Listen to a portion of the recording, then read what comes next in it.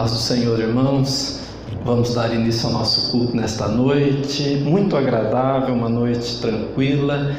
Ver a igreja aqui reunida é muito bom e poder saber que você está em casa, juntamente conosco, adorando, exaltando o nosso Deus, é maravilhoso. É bom saber que a nossa fé tem sido preservada até aqui e a perseverança é algo característico daquele que ama a Deus e daquele que quer fazer a obra de Deus e agradar o Senhor. Vamos fechar os nossos olhos, vamos agradecer ao nosso Deus. Senhor, meu Deus e meu Pai, queremos te agradecer por mais este culto, por estar, ó Deus, aqui na tua presença, adorando e exaltando o teu nome.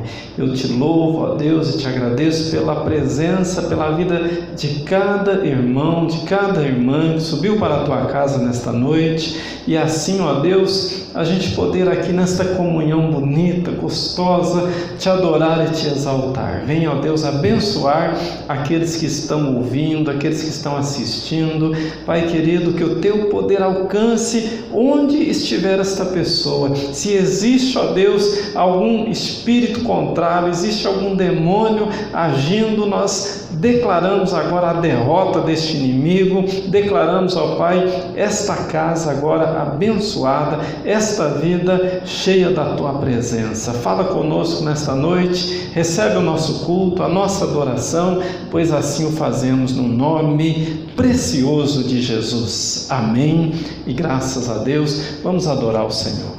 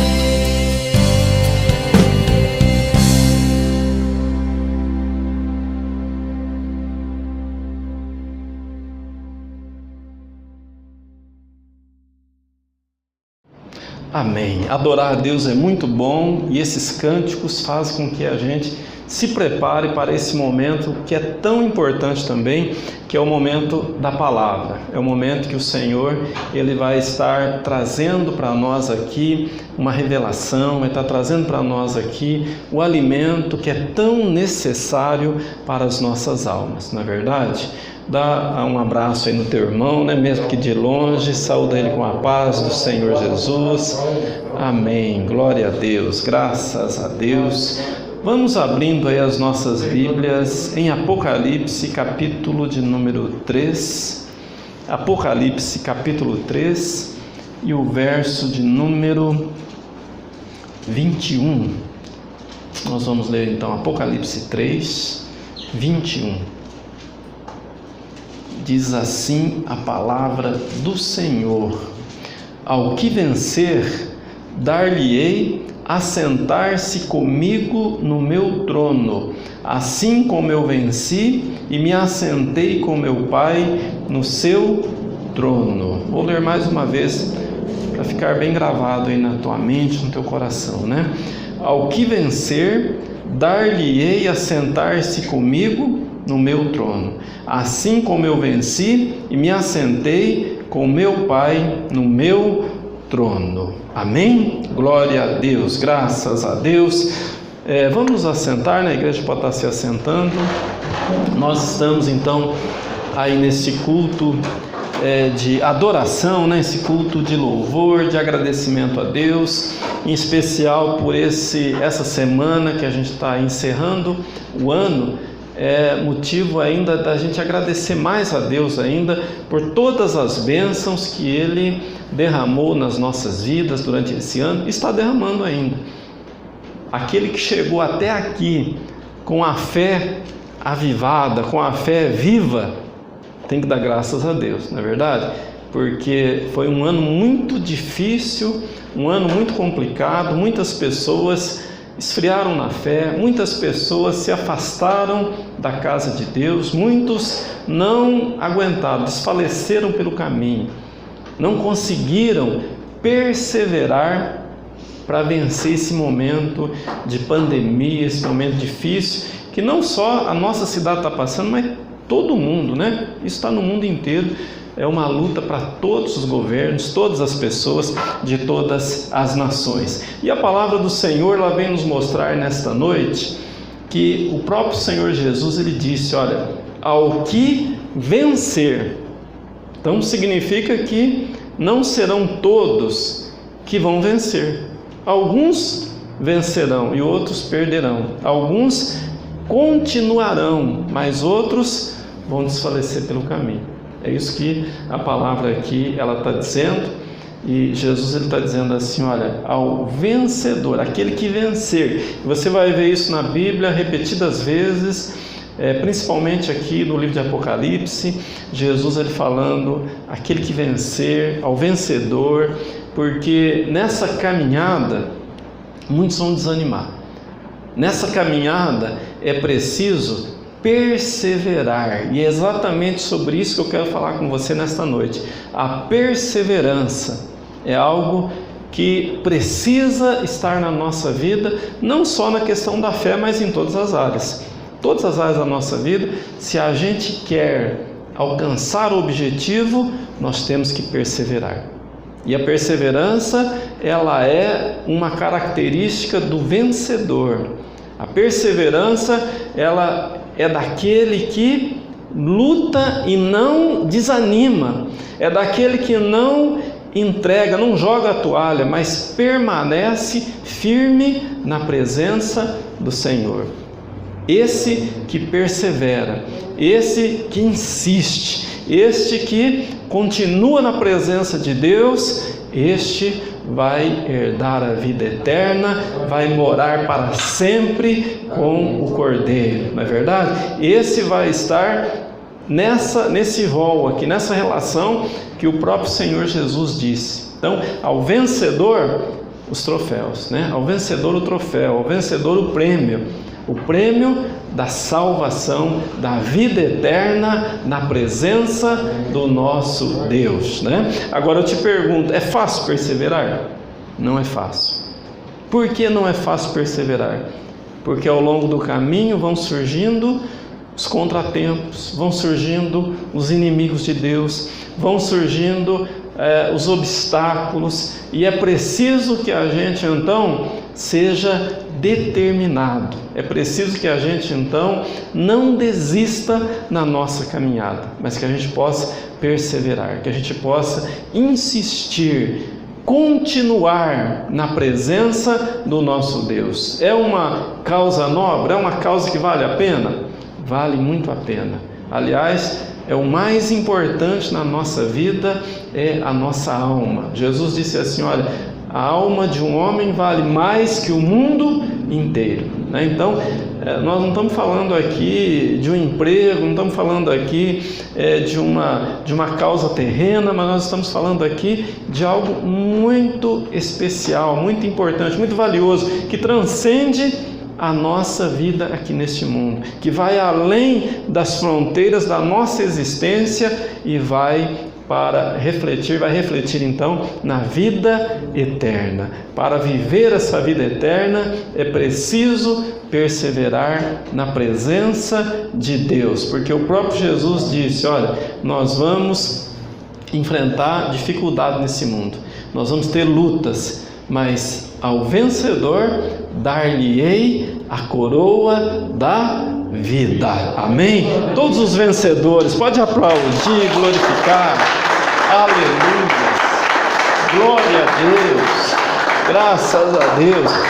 Então, Jesus ele fala que ao que vencer, dar-lhe-ei assentar-se comigo no meu trono, assim como eu venci e me assentei com meu Pai no seu trono. O que significa isso? Nós vamos assentar, nós vamos ocupar tronos juntamente com Jesus. Então o Apocalipse, você vai ver que ele usa uma linguagem simbólica, alegórica em toda a sua extensão do livro de Apocalipse. Ele usa muito essas figuras de linguagem. Assentar no trono significa domínio, significa poder, e é isso que o vencedor ele tem da parte de Deus. Aquele que persevera, aquele que vence, Deus ele dá poder para cada um de nós que somos perseverantes, que somos insistentes, que não desistimos. A Bíblia chega ao ponto de falar assim, que a tribulação ela produz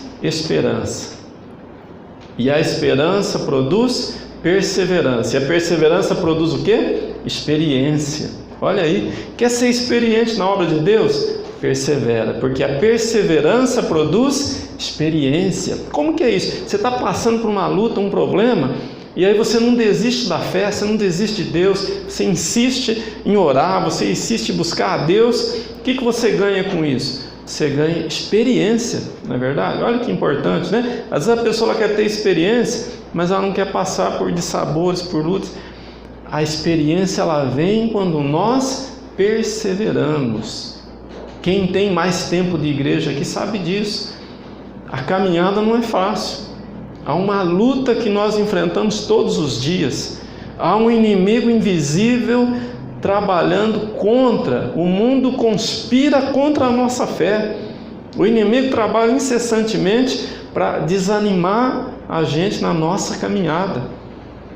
Não faltam dissabores, não faltam frustrações, não faltam lutas para que a gente possa vencer.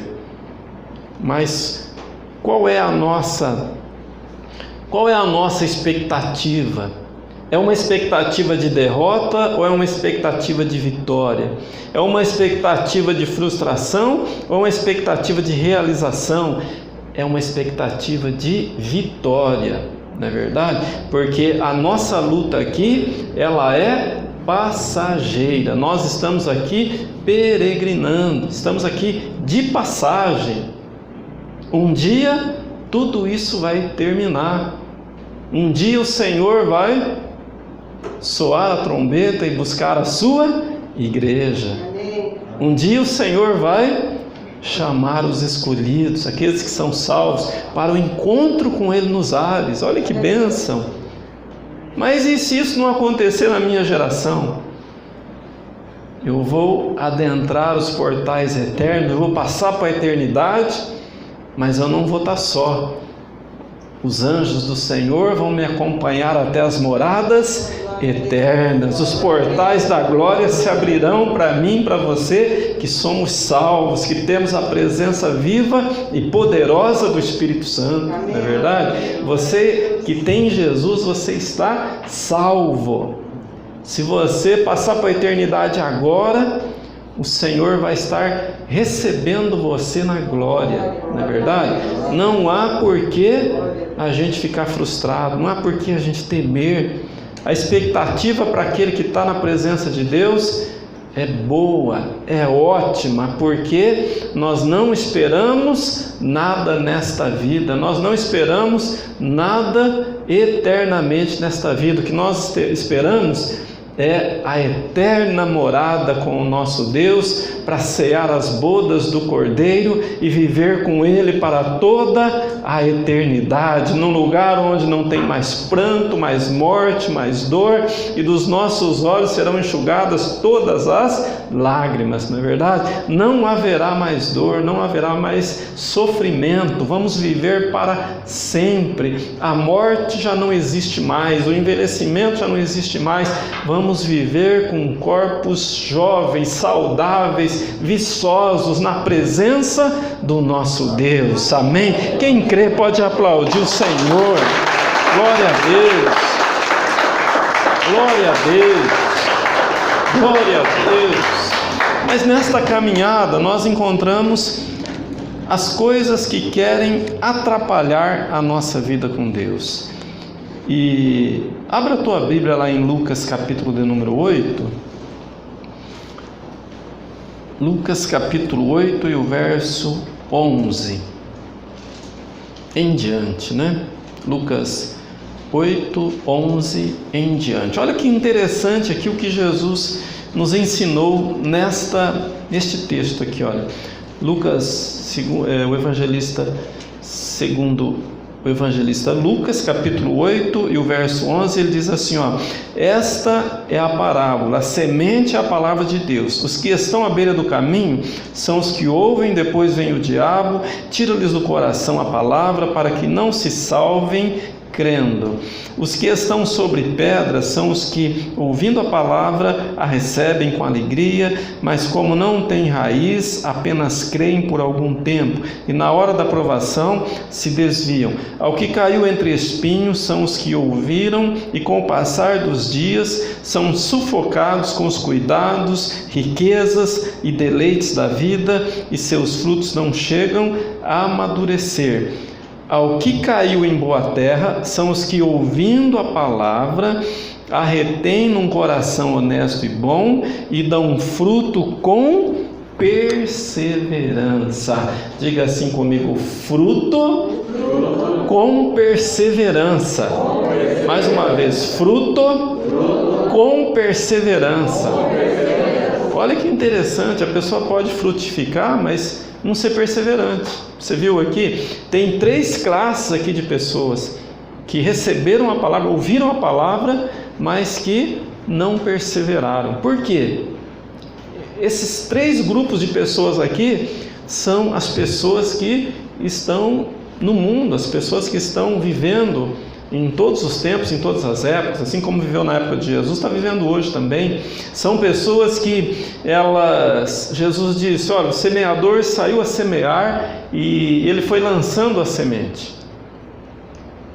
Ele lançou a semente à beira do caminho, mas essa semente não germinou. Quem é este que está à beira do caminho? É importante a gente entender isso aqui. Por que não perseverou? Por que essa semente não produziu fruto com perseverança? Porque ele estava à beira do caminho. O que a gente entende por isso, à beira do caminho?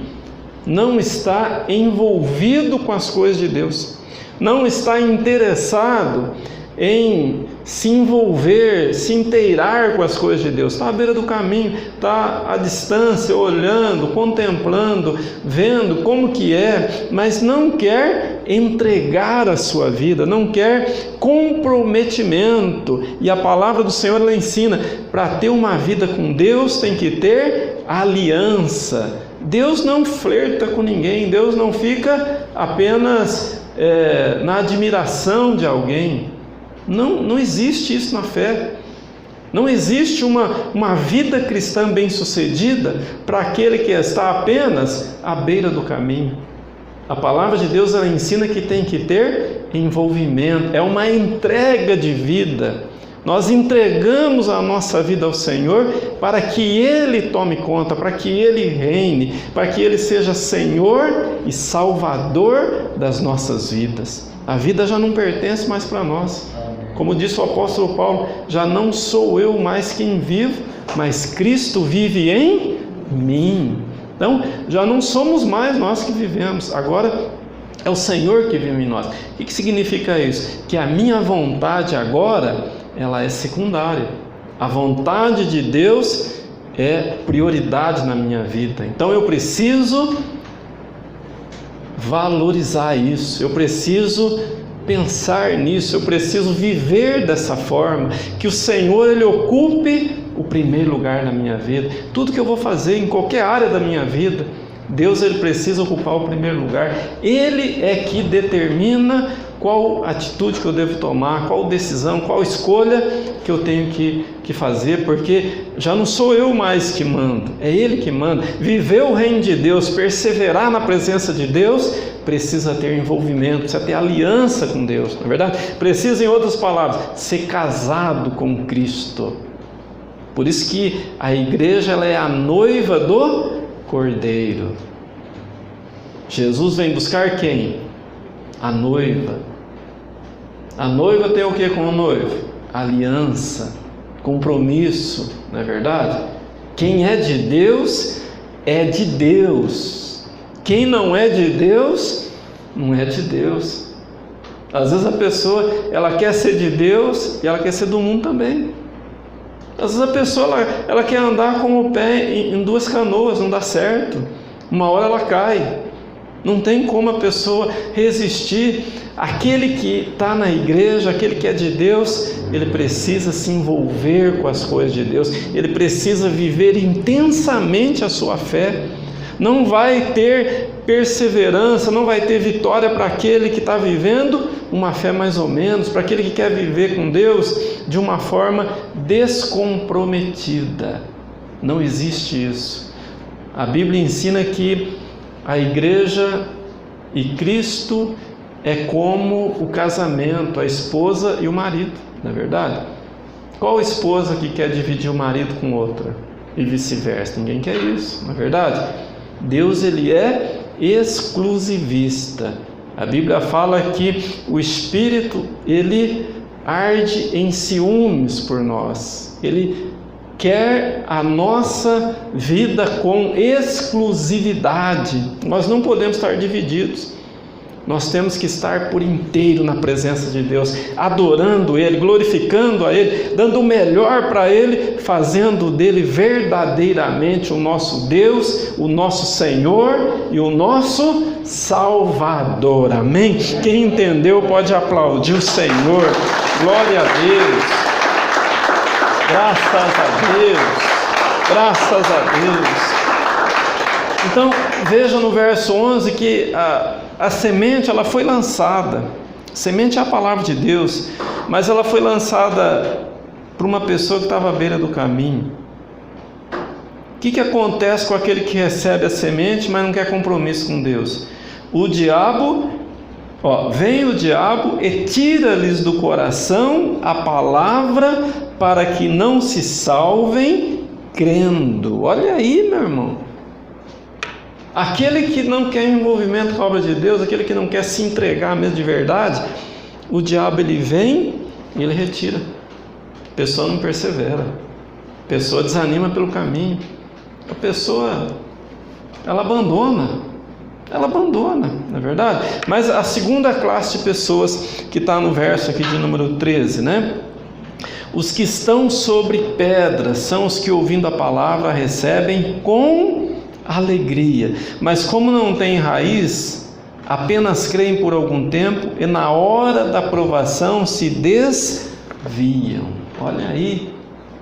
Então tem aquele também que ouve a palavra, está na igreja, mas é superficial nas coisas de Deus, não tem profundidade. Jesus comparou como aquela semente que cai num solo rochoso, não tem raiz, não tem profundidade, não resiste às provações, não resiste aos problemas. É o crente melindroso, é aquele crente que qualquer coisa ele abandona, não tem lombo cingido. O crente precisa ter o lombo cingido, precisa estar preparado para enfrentar as lutas, as dificuldades, porque não são poucas não. Às vezes a gente pensa, estou na igreja, tudo tem que dar certinho para mim, mas nem sempre é assim. Às vezes não dá certo do jeito que a gente esperava. E Deus não dá, Ele não garante um salvo-conduto. Você está protegido, nenhum problema você vai enfrentar. Nunca você vai ver isso na Bíblia. Você vai ver que a promessa de Jesus é que Ele estaria conosco todos os dias da nossa vida, até a consumação do século. Essa é a promessa. Mas a promessa não é isenção de problemas. Estou isento de problemas, não vai ter nenhuma frustração, nenhum prejuízo, nada. Eu estou na igreja, estou na presença de Deus, então eu estou protegido, estou salvo disso. Não está, não é verdade? O crente fica desempregado também. O crente vai à falência também. O crente pega Covid também e às vezes morre também de Covid, não é verdade? Não é isso que a gente tem visto aí? Mas e por isso a nossa fé vai esfriar? Por isso nós vamos desanimar pelo caminho? Não, só vai desanimar aquele que está superficial nas coisas de Deus, aquele que não quer se aprofundar nas coisas de Deus, aquele que quer viver de uma maneira bem suave a fé, não é verdade? A fé não é para viver suave, a fé é para viver com profundidade, preparado para as provações, que não são poucas, preparado para o dia mau. A Bíblia fala que existe o dia mau. E qual que é o dia mau? É aquele dia que o filho às vezes quer sair de casa, não é verdade? O dia mau qual que é? Aquele que a pessoa perde o emprego. É aquele que a empresa vai à falência, é aquele que a enfermidade vem. O dia mau é aquele em que o casamento está em crise, a luta está grande, não é verdade? O dia mau, ele existe, e nós precisamos estar preparados para ser provados e aprovados na presença de Deus, não é verdade? O que não tem profundidade, o que é superficial nas coisas de Deus, a aprovação vem e seca a fé que ele tinha, não é verdade? Desanima ele abandona. Estou na igreja e as coisas estão dando errado para mim. Onde já se viu? Deus não me ama, Deus não está nem aí para mim. Imagina, Deus te ama e muito, te ama verdadeiramente. Deus quer o melhor para você, quer que você viva abundantemente, quer que você viva de uma forma muito abençoada. Mas para isso nós não podemos ser rasos na fé, não pode ficar na superficialidade. Vai ler a palavra, lê a palavra, ora a Deus, pede para o Espírito Santo revelar no teu coração os ensinamentos. Muitas pessoas ficam anos na igreja e estão muito superficiais na palavra. Busca de Deus, experimenta aí um jejum, experimenta aí uma consagração, uma vida de oração na presença do Senhor, e Deus vai estar falando com você, Deus vai estar te fortalecendo, você vai estar podendo criar raízes mais profundas, vai sair da superficialidade e vai ter uma fé robusta, vai ter uma vida abastecida pela presença viva e poderosa do Senhor. Amém? Quem quer essa vida pode aplaudir, glorificar, exaltar. Aleluia, glória a Deus. O terceiro grupo de pessoas, no verso 14, aqui caiu entre espinhos, são os que ouviram e com o passar dos dias são sufocados com os cuidados, riquezas e deleites da vida, e seus frutos não chegam a amadurecer. Olha que interessante isso daqui. Tem fruto, mas não chega a amadurecer. Cai antes, não é verdade? Fracassa antes. Por quê?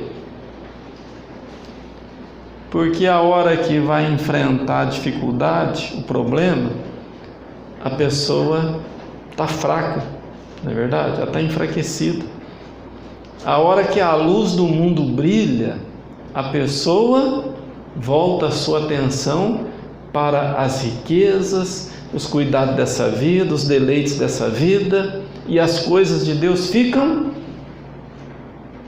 em segundo plano. As coisas de Deus ficam desmerecidas. Não há uma valorização das coisas de Deus. Se a luz do mundo brilhar para a pessoa, ela tem que entender que Jesus é a luz do mundo, não é verdade? A luz de Jesus tem um brilho muito mais intenso, muito mais agradável, muito mais atrativo para a nossa vida do que as luzes do mundo, não é verdade? As luzes do mundo, elas não podem brilhar na nossa vida. Você já percebeu que tem gente que vivia uma vida mundana, depois se converteu, veio para a igreja, passou o tempo, mas quando você conversa com a pessoa sobre o passado dela, do mundo, os olhos dela brilham. Já viu isso, né? A pessoa, ela ainda brilha com o desejo das coisas do mundo, e a palavra fala que isso daí fracassa a fé da pessoa. Os espinhos, a semente foi lançada entre os espinhos. O que é o espinho? As coisas difíceis, na verdade, que a gente enfrenta. É difícil para o crente ele desapegar das coisas do mundo, porque todos nós temos sentimento, e às vezes a gente quer desejar as coisas do mundo, mas a palavra de Deus fala, isso fracassa a nossa fé. Fracassa, nós não podemos olhar para trás. Deus libertou Ló da cidade que seria destruída, Sodoma e Gomorra, né? Acabou lá, mandou fogo do céu, destruiu aquela cidade, mas e falou para ele o quê? Mandou o anjo lá e falou assim, olha, sai imediatamente da cidade e não olha para trás. Mas o que aconteceu com a mulher de Ló? Ela olhou para trás. O que significa se olhar para trás? Ela saiu, mas o coração estava lá na cidade, e ela se transformou imediatamente numa estátua de sal. Aquele crente que fica olhando para trás, fica olhando o tempo do mundo, fica olhando para as luzes do mundo, a fé fracassa. Para perseverar, nós precisamos olhar para o alto, para o autor e consumador da nossa fé, não é verdade? O nosso olhar tem que estar fixo nele, olhando para ele. O nosso foco tem que estar em Deus, a nossa fé tem que estar nele, esperançosa nele, e não olhando para aquilo que o mundo está mostrando. Tem os deleites, tem os cuidados, olha aí, isso daí sufoca a fé. Jesus está falando aqui, ó, são sufocados com os cuidados, riquezas e deleites da vida. São três coisas, ó, cuidados, riquezas e deleites. Que cuidados são esses? Às vezes a pessoa está muito preocupada com os problemas dessa vida. Isso daí atrapalha a nossa fé. A gente não pode ficar muito preocupado com as coisas desse mundo. Nesse momento que nós estamos vivendo, tem muito motivo para estar preocupado, não é verdade? Os noticiários aí estão mostrando algo terrível, uma pandemia, milhares e milhares de pessoas morrendo. A gente vai ficar olhando para isso? Se você olhar para isso, você não faz mais nada. Tem gente que não está fazendo mais nada, está preso em casa, não põe o pé para fora de casa, porque está muito preocupado, está cuidando demais dessas coisas. O problema existe? Existe. Tenho que ter cuidado? Tenho que ter cuidado, mas eu tenho que viver a minha vida, não é verdade? Eu preciso adorar a Deus, eu preciso viver a minha vida. Eu não posso ficar paralisado por causa disso. Não posso ficar paralisado. Tomando os cuidados que eu tenho que tomar, eu preciso sair, não é verdade? Eu preciso cuidar da minha vida. Eu não posso ficar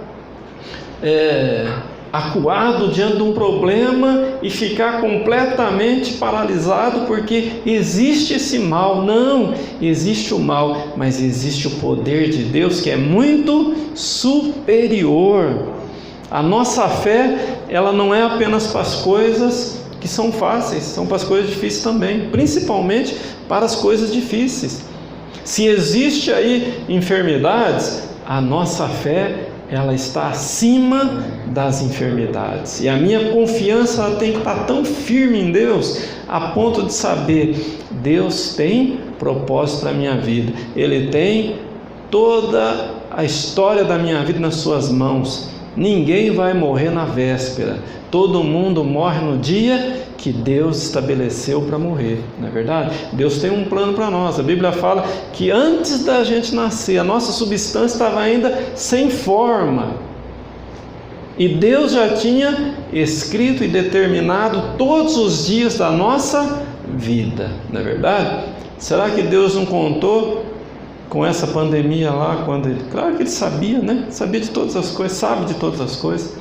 Então nós não temos que estar preocupados se vai acontecer X ou Y. Nós não temos que estar preocupados se vai acontecer isso ou aquilo. Nós temos que estar preocupados em estar firmes na presença de Deus, que o plano dele não se frustra, ele cumpre tudo o que lhe apraz. A nossa vida está nas mãos dele. Se ele quiser recolher a gente, ele recolhe. Se ele não quiser, nada vai fazer com que a gente passe para a eternidade antes do tempo. Deus continua no controle de todas as coisas, amém? Quem crê pode aplaudir, glorificar.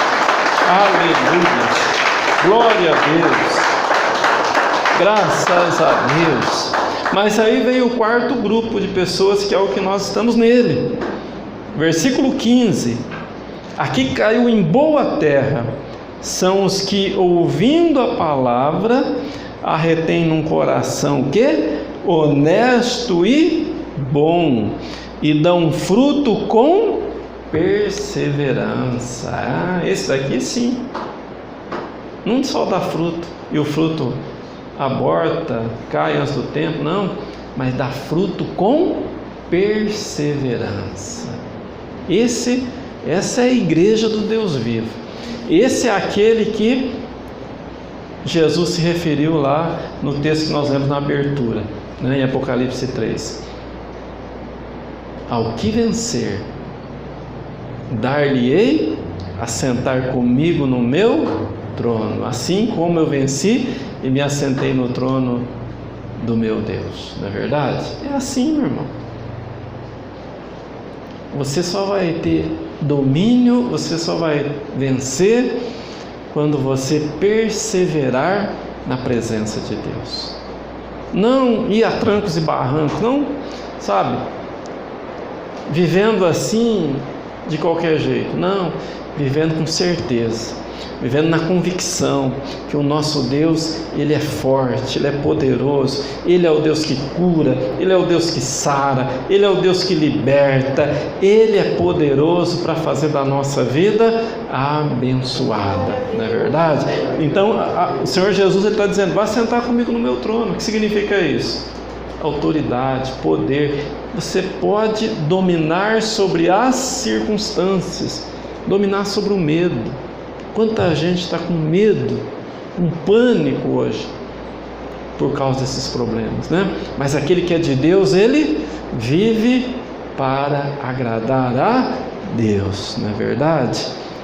A igreja é aquela que frutifica, a igreja é aquela que produz fruto com perseverança, produz fruto com perseverança. Esse deve ser o nosso alvo e é assim que nós devemos viver para agradar o nosso Deus, não é verdade? Estar na igreja não basta, apenas estar na igreja, precisa produzir fruto. Produzir fruto apenas não basta, precisa produzir fruto com perseverança.